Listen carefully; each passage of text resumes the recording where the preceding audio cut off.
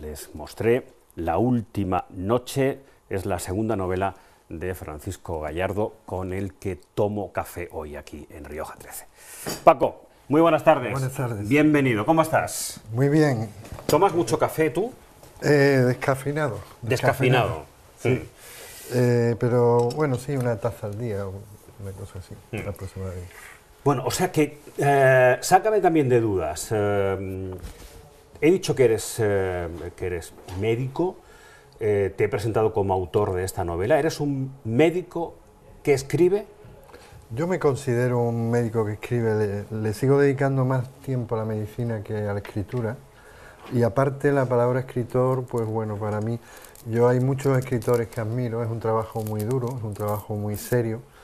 Y bueno, a mí me cuesta trabajo autodenominarme escritor, ¿no? Todavía, ¿no? Yo creo que soy un médico que escribe, yo creo que eso define bien, porque principalmente ahora mi actividad es médica. Ya, pero a lo largo de la historia de la literatura y de la medicina, no eres el primer médico que ha escrito y además con éxito, ¿no? Pío Baroja.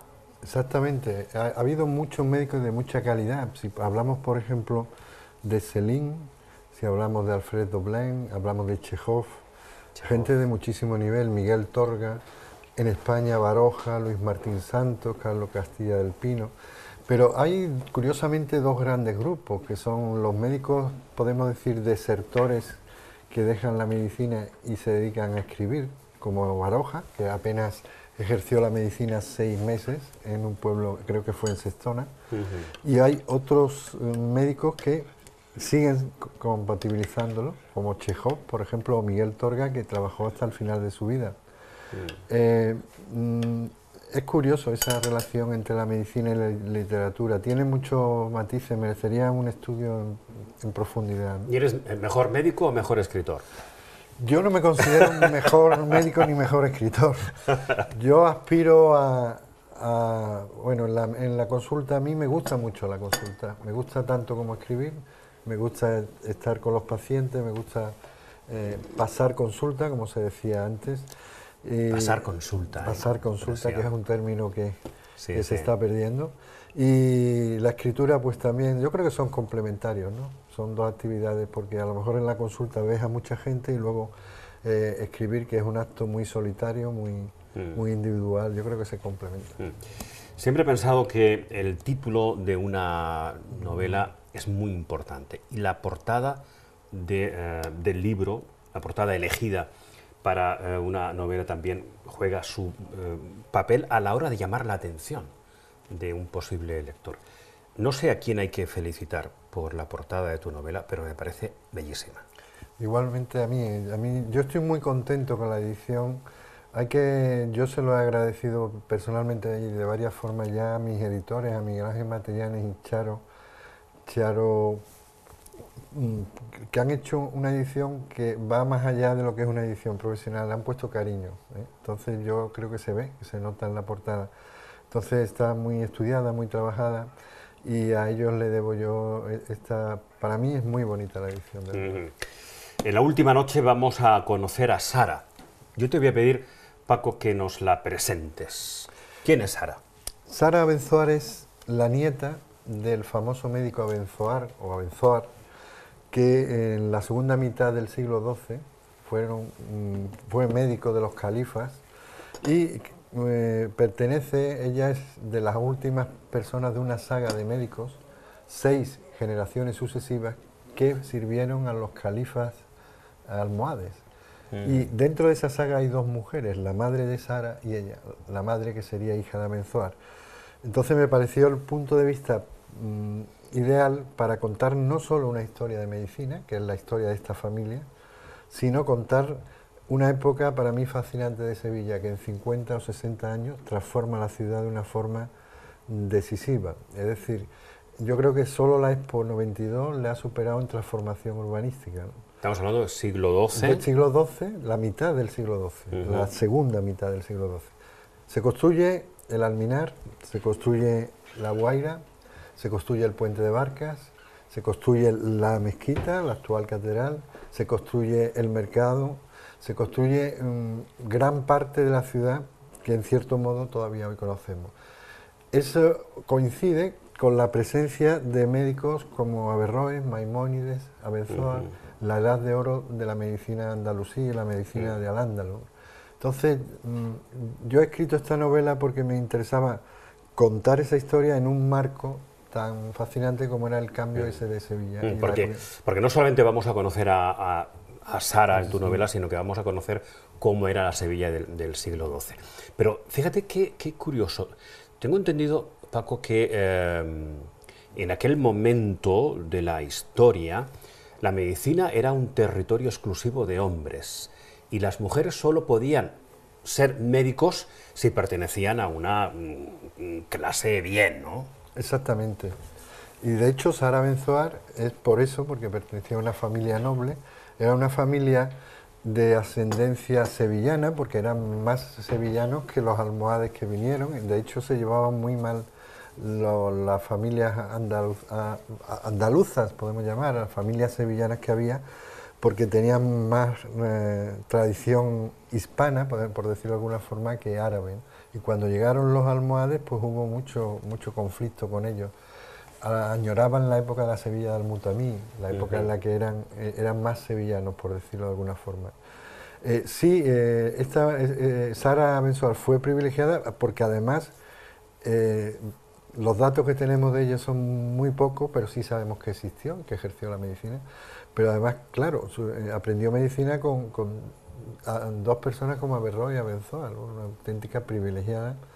Incluso, bueno, pues no hay datos fidedignos, pero es de suponer, la medicina de su abuelo era la más avanzada, yo creo, de la época. ¿Cómo era la medicina que se ejercía en ese momento? Bueno, puede parecer muy atrasada, pero Abenzoar, yo he leído para esta novela y llevo tiempo prácticamente todo lo que dejó escrito. Por ejemplo, describe la necesidad de la intubación artificial, es decir, para tomar alimentos por intubación, los pacientes que, según él, tenían obstruido el estómago, dice él, y mueren por inanición, pues él preconiza ya la intubación, describe el parásito de la sarna sin microscopio, hace muchas intuiciones que hoy en día nos llaman la atención. Hay quien dice que practicó la disección, aunque estaba prohibido por la época y por la religión, el diseccionar cadáveres, pero corrigió a Galeno en anatomía, fue el médico más avanzado en el siglo XII, porque Averroes era, con Maimónides, más bien un pensador. El médico puro, el médico clínico de Al-Ándalus fue Abenzoar.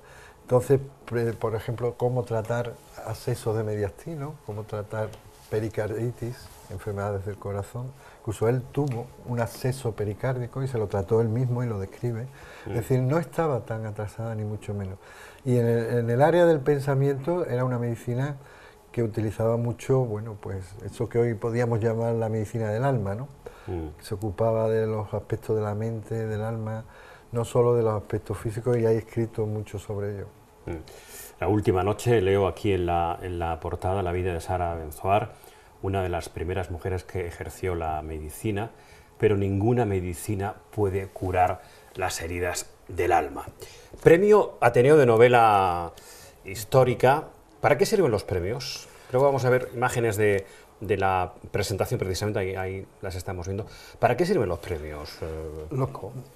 Para que la novela se vea más. Para que la novela, como un aval. Como un aval, se ve más, la novela se sitúa mejor en las librerías, podemos decir. Y bueno, pues, hombre, uno no escribe para premios, ¿no? Y menos yo en ese sentido de que, como te decía antes, desde la consulta pues no esperaba ningún premio. Esperaba publicar, que para mí era ya el premio. Pero cuando hay un premio, lo que hace es que la difusión sea mayor. Y bueno, uno al fin y al cabo, cuando ya se decide a publicar, pues sí, pues mientras más lectores tengan, pues mucho mejor. Decíamos antes que no solo vamos a conocer a Sara en esta tu novela, sino que vamos a conocer la Sevilla del siglo XII. ¿Cómo era esta ciudad nuestra 9 siglos atrás? Era una ciudad que hoy en día, bueno, no reconoceríamos en los aspectos higiénicos, los aspectos, evidentemente se ha avanzado muchísimo en eso, era una ciudad que tenía problemas cuando habías crecidas del río, tenías problemas de salud pública constantemente, tenía problemas de alimentación de la población, cuando había escasez de trigo, con muchos problemas, pero por otro lado era una ciudad muy viva, es una ciudad un poco al estilo de los zocos árabes que conocemos, en la que bueno, se vivía muchísimo.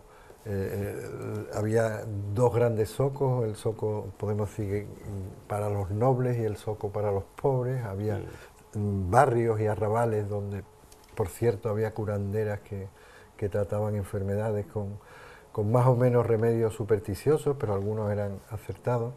Había fundamentalmente una separación enorme entre lo que era el área palatina, que sería el actual Alcázar, los palacios antiguos de Almutamí y demás, y la población. Había una separación, los almohades tenían un poco de distancia y de respeto a los sevillanos. Y luego, bueno, pues sí, había una vida en torno a la mezquita, que sería la antigua mezquita del Salvador, que esa antigua mezquita se quedó insuficiente y por eso se construyó la mezquita en el solar de lo que hoy es la catedral. La catedral. Y entre la mezquita del Salvador y la mezquita de la actual catedral transitaba un poquito la vida, podemos decir, más pública, más importante de la ciudad.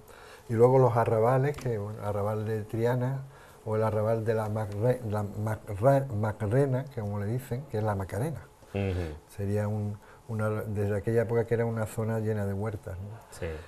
Pero básicamente yo creo que fue una ciudad, bueno, muy, muy castigada también por los acontecimientos bélicos, ¿no? Por las constantes escaramuzas que había entre los propios almorávides que todavía no se habían resignado a la victoria almohade, entre los antiguos reinos del Levante de Al-Ándalus y bueno, las huestes cristianas, ¿no?